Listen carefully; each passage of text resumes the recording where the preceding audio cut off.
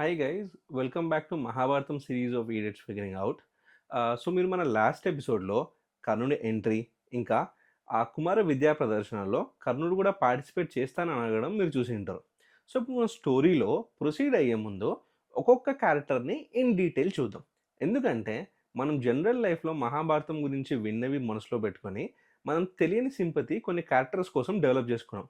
కానీ actual story తెలుసుకోవడం చాలా ఇంపార్టెంట్. ఎందుకంటే మన స్టోరీలో ప్రొసీడ్ అయ్యేటప్పుడు మీకు ఏ క్యారెక్టర్ ఎలాంటిదని తెలియకపోతే మీరు ఆ క్యారెక్టర్ కోసం రూట్ చేయలేరు. ఓకే. సో జనరల్ లైఫ్లో మీరు ఎప్పుడన్నా మహాభారతం వినింటే మనమందరం కర్ణుడికి ఒక చిన్న సింపతి చూపిస్తాం.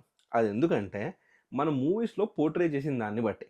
సో మనందరి ఫేవరెట్ యాక్టర్స్ ప్రభాస్ ఇంకా ఎన్టీఆర్ కర్ణుడి క్యారెక్టర్ చేయడంతో మనమందరం కర్ణుడి క్యారెక్టర్ ఒక తెలియని సింపతి అండ్ అలానే ఒక హీరోయిజంని చూసాం. కానీ వేదవ్యాసుడు రాసిన మహాభారతం తెలుసుకుంటే మీ పర్స్పెక్టివ్ ఖచ్చితంగా చేంజ్ అవుతుంది. సో ఫస్ట్ ఆఫ్ ఆల్ మనం అందరం కర్ణుడు పుట్టుకతో కర్ణుడి పైన చాలా సింపతి చూపిస్తాం. మనకందరికీ తెలిసిన స్టోరీ ఏంటిది? కుంతి కర్ణుడు పుట్టిన వెంటనే కర్ణుడు ఒక బుట్టలో పెట్టి వదిలేస్తుంది.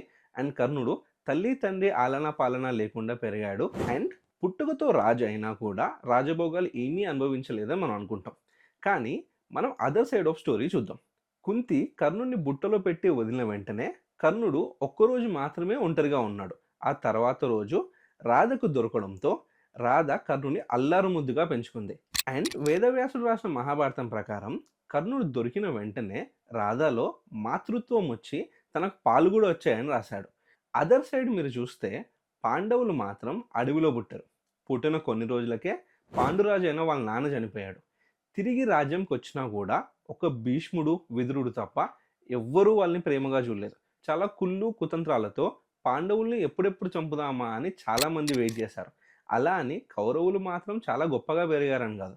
కౌరవులు వాళ్ళ నాన్న ధృతరాష్ట్రుడు పుట్టకతో గుడ్డివాడు. వాళ్ళు రాజు కొడుకులే అయినా తల్లి తండ్రి ఇద్దరు గుడ్డివారు కావడంతో వాళ్ళకు సరైన క్రమశిక్షణలో పెట్టేవాళ్ళు లేకుండా పోయారు.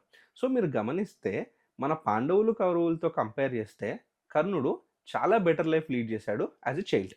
ఇదొక్కటే కాదు, ఇంకా కర్ణుడు పాండవుల కంటే చాలా బెటర్ లైఫ్ లీడ్ చేశారన్న ఎగ్జాంపుల్స్ నెక్స్ట్ ఎపిసోడ్లో చూద్దాం.